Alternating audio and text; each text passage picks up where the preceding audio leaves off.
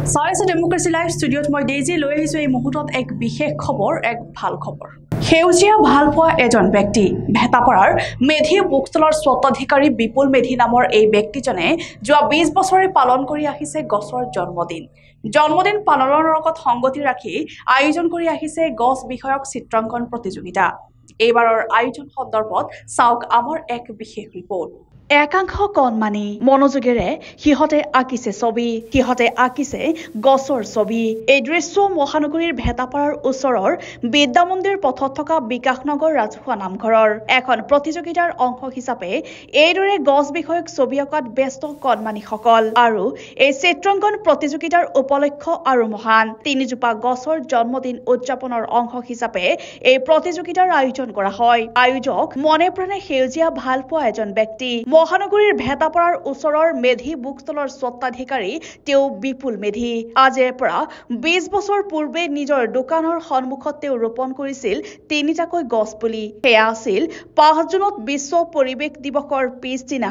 ৰাস্তাৰ দাঁতিত পেলাই থোৱা গছ পুলি কেইটা সময়ৰ লগে লগে ডাঙৰ হৈ একোডাল বৃক্ষলৈ ৰূপান্তৰিত হ'ল যোৱা 20 বছৰে 6 জুনৰ দিনা গছ কেইজোপাৰ জন্মদিন পালন কৰি আহিছে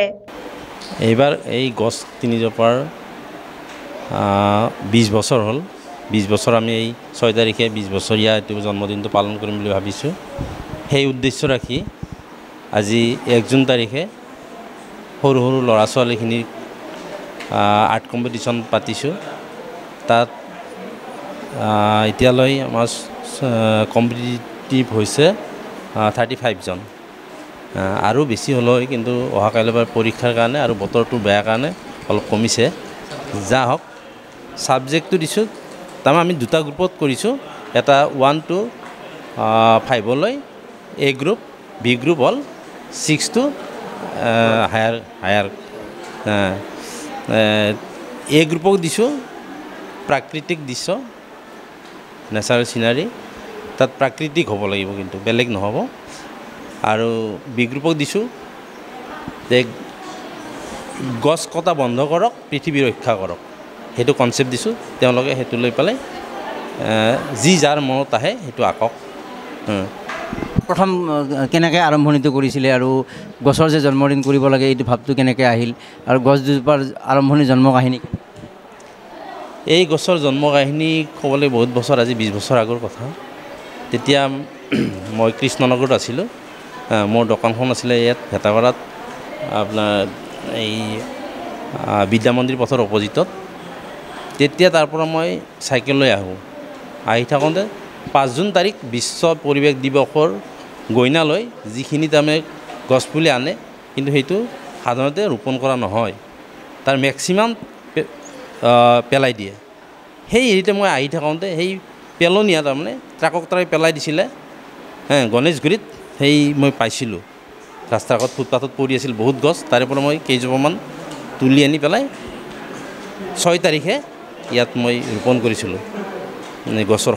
এই কিতাপৰ দোকানৰ সন্মুখত তাৰপিছত লহপহকৈ বাঢ়ি আহিল মই তেতিয়াই ভাবিছোঁ যে এইটো এটা মই যদি মনত ৰাখি পেলাই ল'ৰা ছোৱালীৰ জন্মদিন পাততকৈ এই গছ কেইজোপাৰ যদি জন্মদিন পাতোঁ তেতিয়াহ'লে মই নিশ্চয় সৰু ল'ৰা ছোৱালী হওক ডাঙৰ হওক এজনেতো ভাবিব যে কিয় পাতিছে গছজোপা জন্মদিন কিয় পাতিছে কিয় পৃথিৱীক এই গছ কিয় আমি বচাই ৰাখিব লাগে এজনেতো গম পাব সেই উদ্দেশ্য ৰাখি মই এইখিনি কৰিছিলোঁ আজি 20 বছৰ এনেকৈ অনুষ্ঠুপীয়া হিচাপে আগতে কৰিছিলোঁ এতিয়া অকণমান মানুহখিনি চব আগবাঢ়ি আহিলে কিন্তু সেইটো মোৰ ভাল লাগিছে চবখিনি মানুহ আপোনালোকে দেখা পাব ইয়াতে বহুত মানুহ আহিছে সহায় সহযোগিতা চবেই কৰিছে সেইটোৱে মোৰ ভাল লাগে সেইটোৱে মই সাৰ্থক বুলি ভাবোঁ এইখিনিয়ে ক'ব লাগে আমি একচুৱেলি আজি এই পদক্ষেপটো হৈছে আমি পৰিৱেশ দিৱসৰ ওপৰত নিৰ্ভৰ কৰি 6 জুন তাৰিখে আমি গছৰ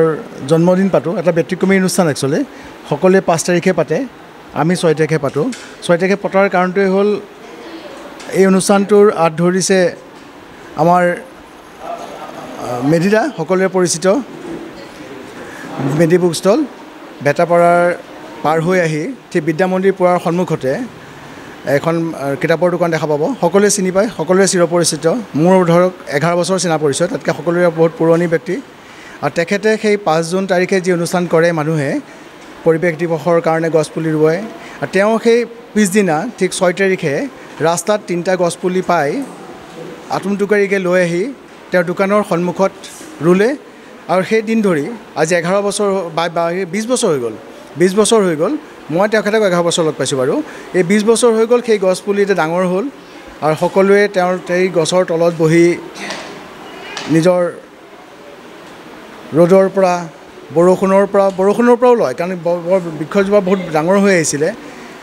বাৰু যিয়ে নহওক সেই অনুষ্ঠানটো তেওঁ যি ধৰণে পাতি আছে সেই অনুষ্ঠানৰ লগত সংগতি ৰাখি পেলাই এতিয়া আজি আৰ্ট কম্পিটিশ্যন পতা হৈছে আৰু অহা 6 জুন তাৰিখে তেখেতৰ দোকানৰ সন্মুখত আমি গছৰ জন্মদিন হিচাপে পালন কৰিব লৈছোঁ আপোনালোকৰ উপস্থিতি একান্তভাৱে কামনা কৰিলোঁ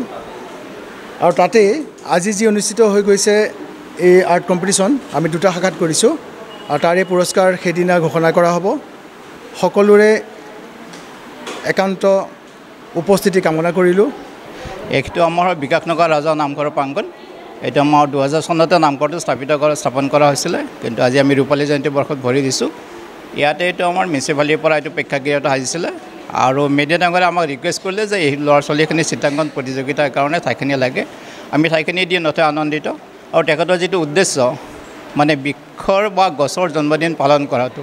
এইটো এটা মানে ইউনিক এটা পদক্ষেপ আৰু ইয়ে মানুহক পৰিৱেশ সংৰক্ষণ বা গছ গছনি ৰক্ষণাবেক্ষণৰ কাৰণে ভৱিষ্যত প্ৰজন্মক উদ্বুদ্ধ কৰিব আৰু এই কণ ল'ৰা ছোৱালী যিটো চিত্ৰাংকন প্ৰতিযোগিতা হৈছে তেওঁলোকৰ বিষয় দিয়া হৈছে অকল পৰিৱেশ